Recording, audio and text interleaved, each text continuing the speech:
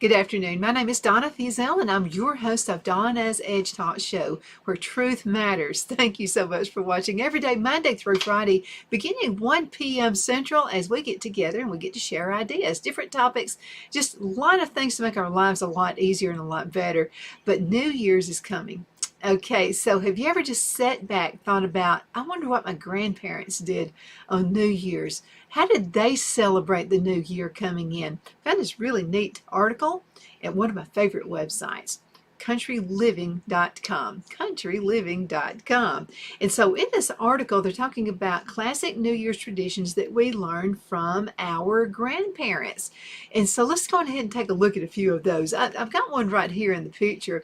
So this lady, she's thinking about making a New Year's resolution.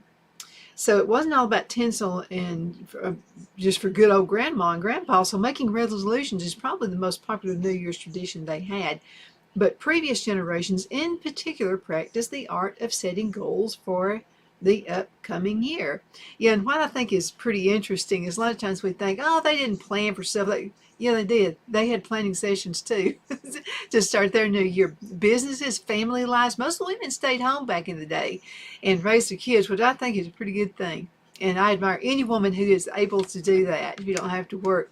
But yeah, they set goals back in those too. They didn't invent this. Okay, so they were trendsetters as well. And then so the next slide says right here, and they actually kept them. New Year's resolutions. So more importantly, our grandparents likely stuck to their goals. This year, we resolved to have the perseverance of our parents. I just think that's just the thing to do. You know, I used to like to go back to my grandparents. I miss my grandmothers. And so we would learn to cook. We would just do kind of things together. We'd get off the school, always get off the school bus at their house. And so I got to learn a lot of things about just regular daily life. I think schools really need to teach those things. They used to teach home ec, which was also a really good deal. I don't know if they're doing that anymore. But going back to see what they used to do, and a lot of folks are doing that right now because of the supply chain issue that we had a few years ago after COVID. And so folks are going back, they're seeing what their grandparents did, and you know what? They didn't throw anything away. That's actually the way to live. I'll tell you something I just found out. So I love oranges, apples. If it's a fruit, I love it. So I did a little research about apple peels, the maybe an orange peel. So what is better for you? Let's take an orange for example. So what is better for you?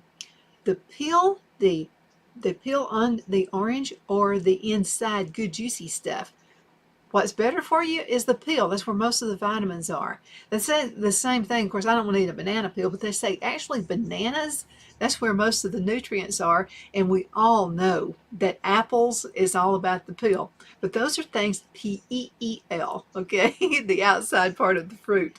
So, and when I make juices and stuff like that, I use the whole, say, grape. And because I love what's on the inside. Okay, let's go ahead and talk about decorating the New Year's Christmas tree. Yeah, they had a New Year's Christmas tree back in the day there. And so there's a picture right there. Who says fun has to end at Christmas? So the tradition of New Year's tree goes all the way back to the 1600s. And you can easily see tradition and transition into Christmas and all those other holidays to suit the celebrations. Some people, I actually have a friend in Charlotte, North Carolina, kept her Christmas tree up all year long. Now, a tree didn't necessarily look like a traditional Christmas tree. It's almost like a tree, almost like what I've got behind me right there. So what she would do is decorate this tree for every season. So she would have Christmas, and then she would go out with Valentine's Day, and then she would always have one decorated really, really pretty for Easter. And she'd even do a Mother's Day, a summer beach tree. She was always doing that. So, you know, let's keep those traditions going. And I think that's absolutely an awesome day, awesome time. How many of you have thought about, I want to go to Times Square, I want to go to New York, and I want to watch that ball drop? Some of our ancestors did that.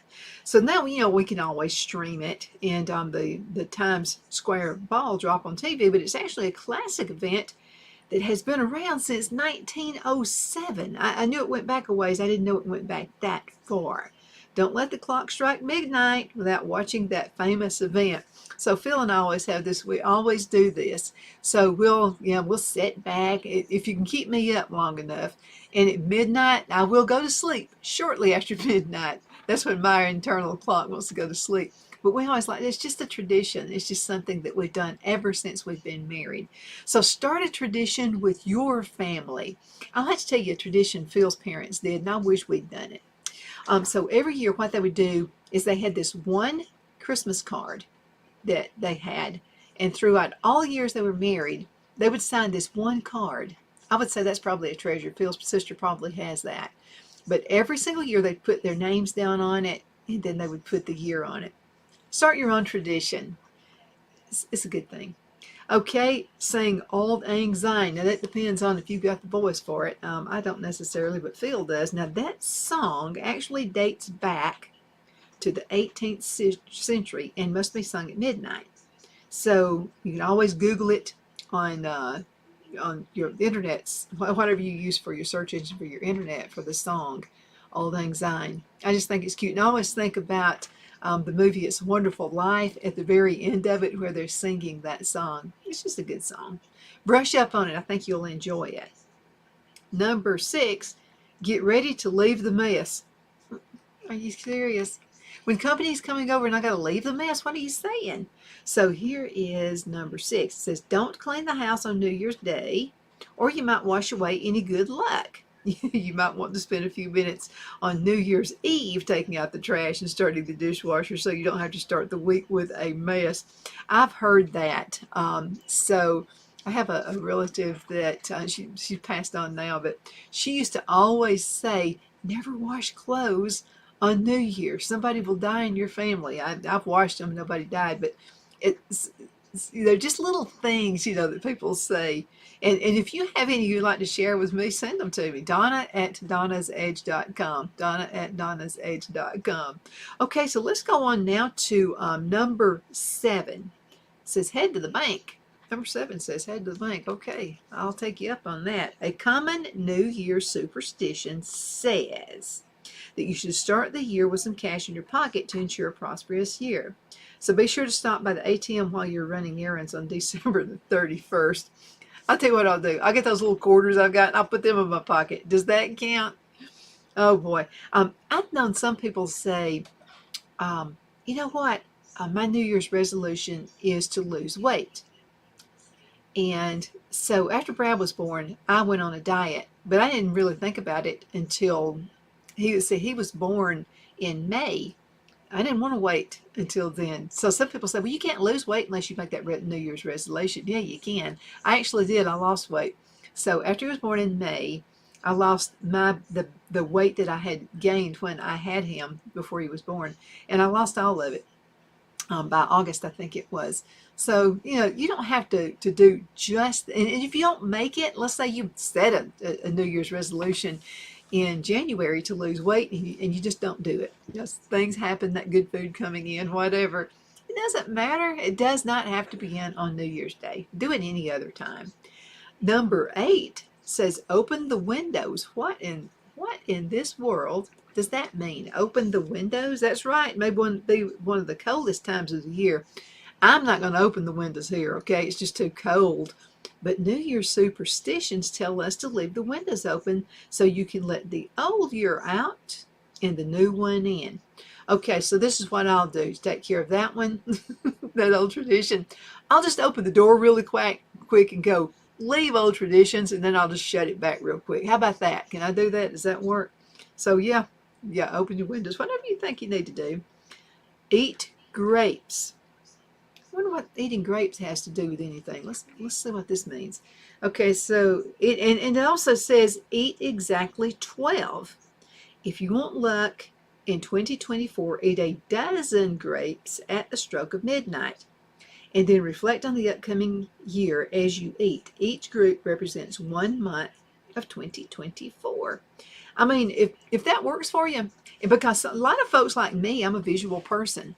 And so if something is visual to me and it makes sense to me, I'm more likely for it to happen in my life. So maybe that's something you can do. So Why not? Let's go ahead and check it out. Okay, number 10. And number 10 says, look sharp. Well, they do look sharp, don't they? That guy got a tux on too, doesn't he? And she's got on a pretty dress. So it says, when you look at old photos of our parents and grandparents, you see that everyone is dressed nice at big holiday gatherings.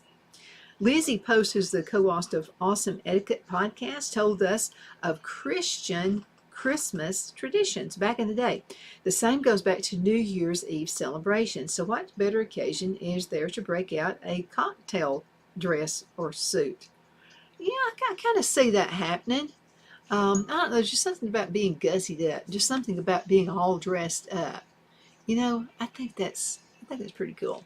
You know, get dressed and go out on the town. I kind of like to. Sometimes I have it. Now, I love my jeans and t-shirt, absolutely. But sometimes I just want to dress up. Do you? I mean, you just ever just think about that? Okay, let's go ahead and get ready for a commercial break. We'll be right back in just a minute. Y'all hang in there. Twin City Used Car Sales has been serving drivers in the Northeast Alabama area for years with a quality selection of late model used cars, SUVs, and pickup trucks. On top of our extensive selection and competitive prices, we offer professional auto financing services for used car buyers of all credit levels. Whether you've just begun your search or you're ready to secure your next vehicle, at Twin City Used Car Sales, you will drive away with the vehicle of your dreams. The sales and finance staff at Twin City Used Car Sales looks forward to serving you, and you can apply for financing online before your visit to our used dealership in Gadsden, Alabama. Check us out on the web at twincityusedcars.com or go by our location at 901 First Avenue, Gadsden, Alabama. We sincerely look forward to serving you.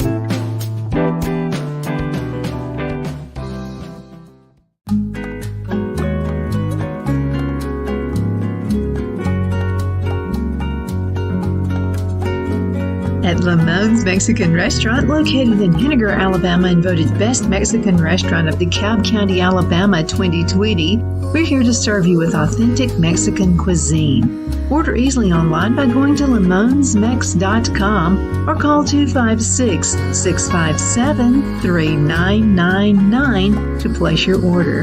We're open Sunday through Thursday 11 a.m. to 9 p.m. and Friday and Saturday 11 a.m. to 10 p.m. Whether you're celebrating a cozy date night for two or a celebration for a crowd, at Lamone's you'll love our atmosphere and friendly servers.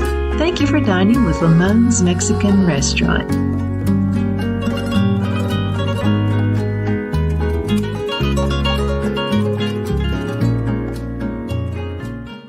Jeff McCurdy of the McCurdy Law Firm has been a public service of this area for over 10 years.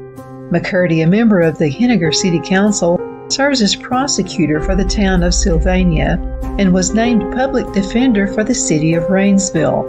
The McCurdy Law Firm is located at 17326 Alabama Highway 75 in Henniger to better represent his Jackson and DeKalb County clients.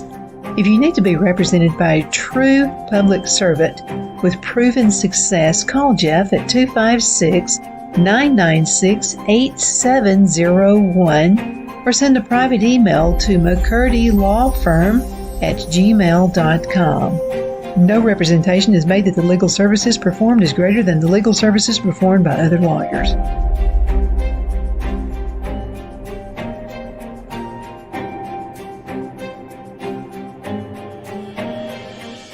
At Liberty Bank, we're all about community, whether it's to help with a charity fundraiser or help families in need. Toys at Christmas or a local football team, we're here for you. You see, we realize the importance of family. Sometimes it's to build a new home or necessary home repairs. We're here for you. If you like the feel of a small town bank with all the conveniences of a big city bank, we're here to serve you. You will find us at any of our convenient locations in DeKalb, Marshall, Etowah, and Blount counties in North Alabama. You can call and speak with any of our friendly staff at 256-659-2175 or check us out on the web at libertybankal.com. And thank you for your support of our community. Member FDIC Equal Housing Lender.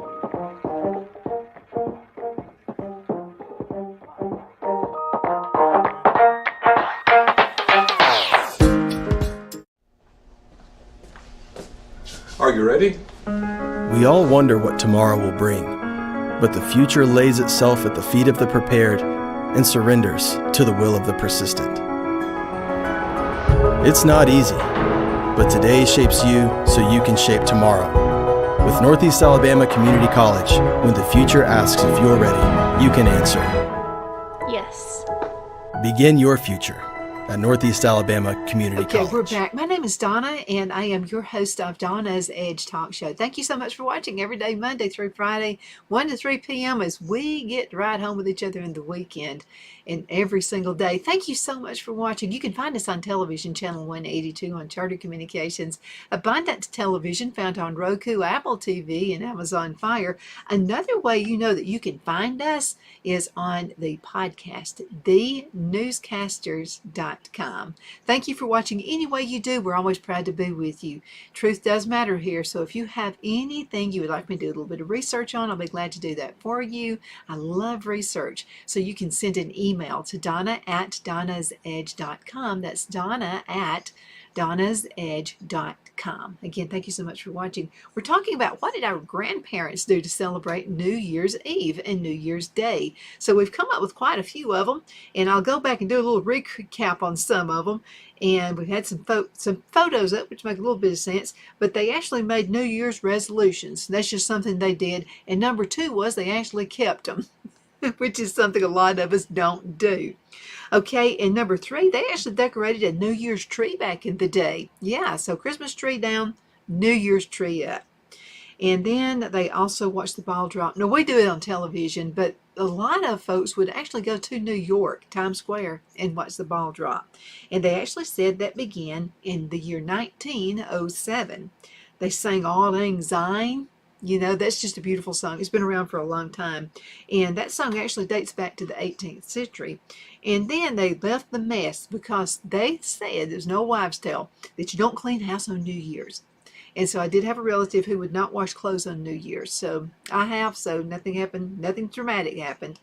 Number 7, they say head to the bank, you need some cash in your pocket. Because if you got some cash in your pocket, you'll have some cash all year round. I'm going to see if my 2 quarters rubbed together is going to help.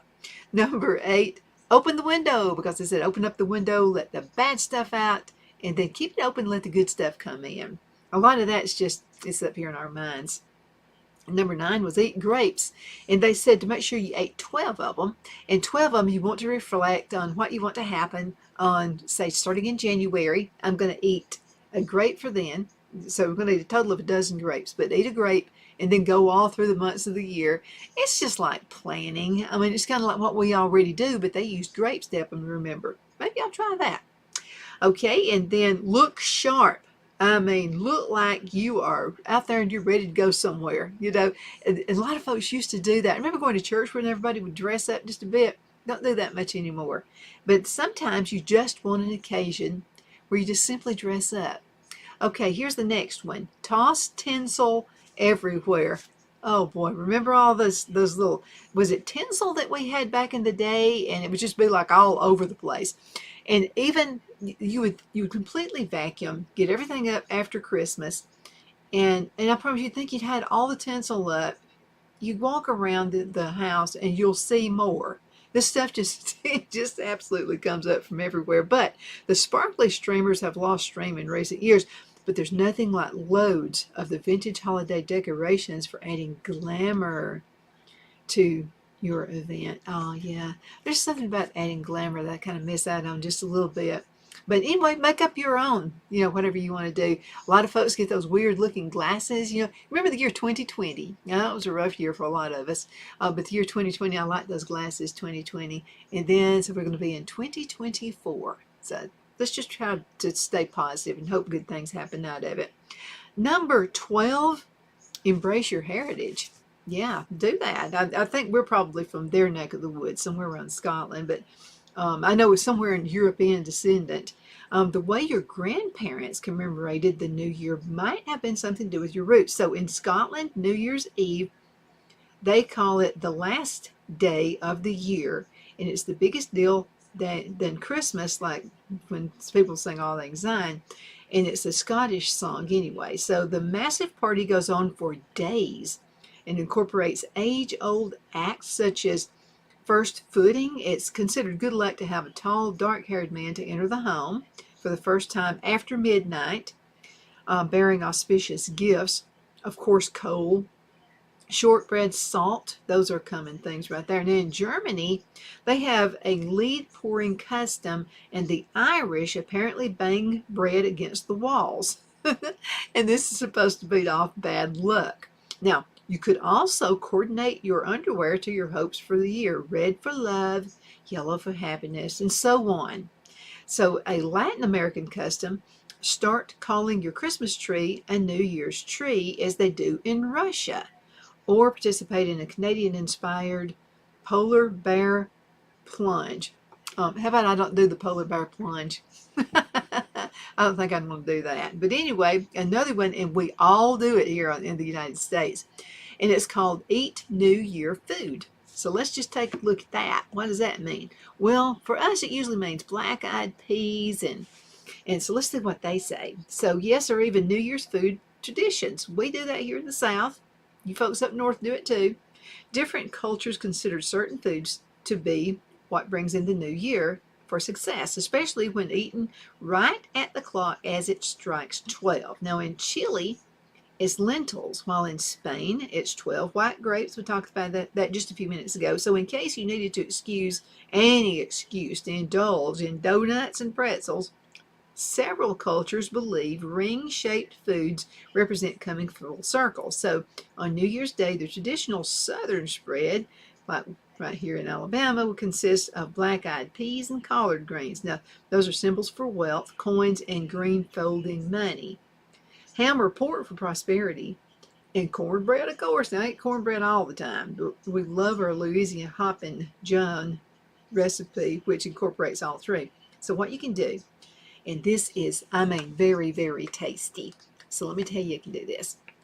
So what you can do is, you get your cornbread, mix that up. You can use Jiffy cornbread if you don't want to make homemade cornbread, but I like making homemade cornbread because I add mayonnaise instead of eggs, so I'll put a little bit of mayonnaise, and then I'll go ahead and add some ranch, the dry pack mix of ranch dressing. I'll put some of that in there too.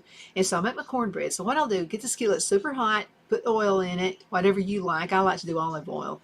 And put a couple of tablespoons of olive oil in there, or any kind of vegetable oil.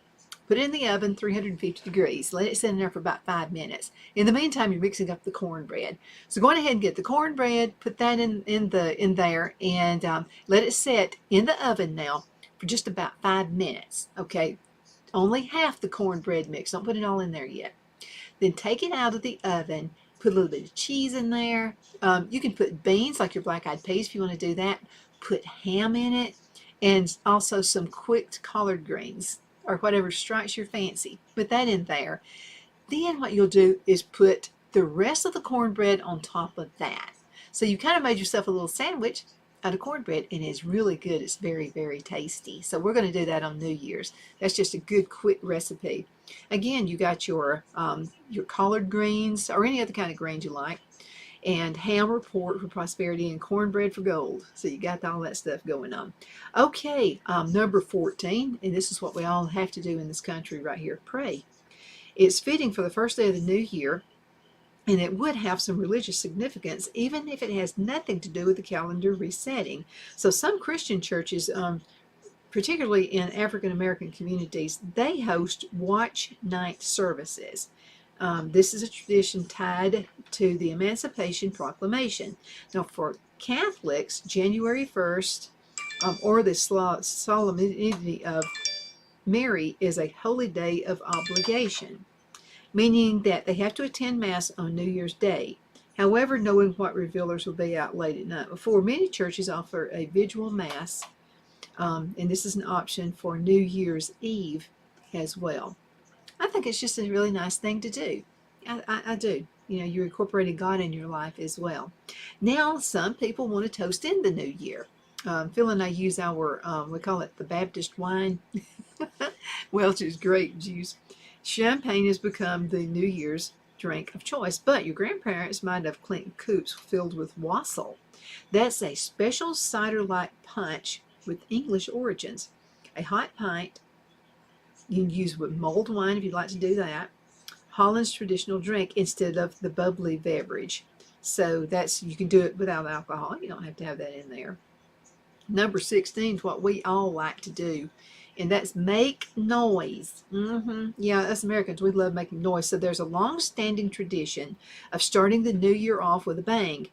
Only instead of shooting guns, which was common in the American colonies, Grandma and Grandpa actually blew noise, these really loud noise horns, and they rang bells. That was a nod to church bells, and set off fireworks, which is a Chinese New Year's custom. Yeah, all that stuff came from China. What do you think about that? Just make some kind of noise. It doesn't matter what you do. Yeah, I like ringing bells. I think is just an awesome thing to do.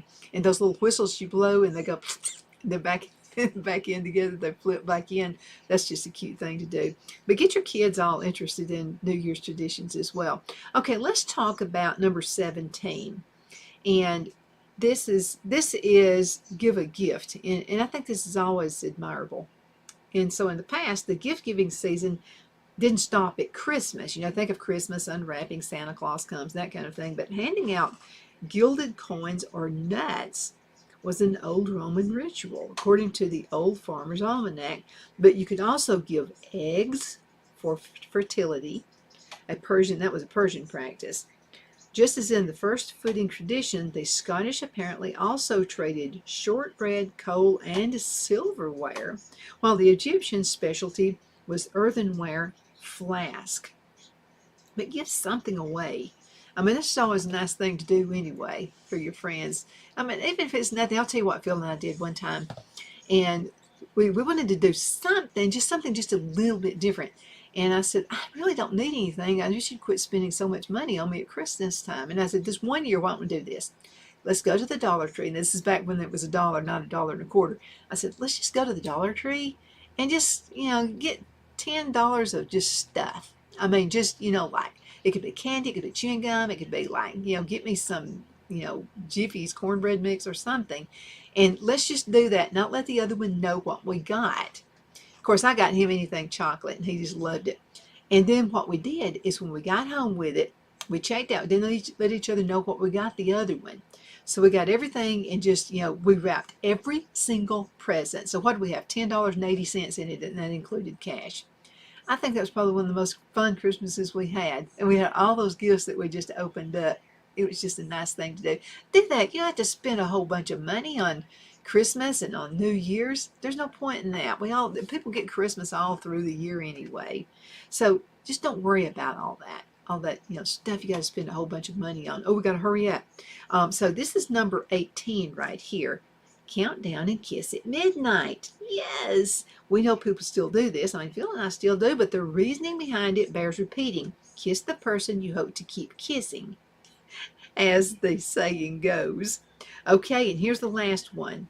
And this is sending out thank you notes. That's just a nice thing to do. So our grandparents knew how to party, but they also knew their manners. So before you bring in the new year, you need to close out the current one expressing gratitude for those who've made an impact in your last 12 months. Then on New Year's Day, don't forget to send a quick handwritten thank you note to the party host.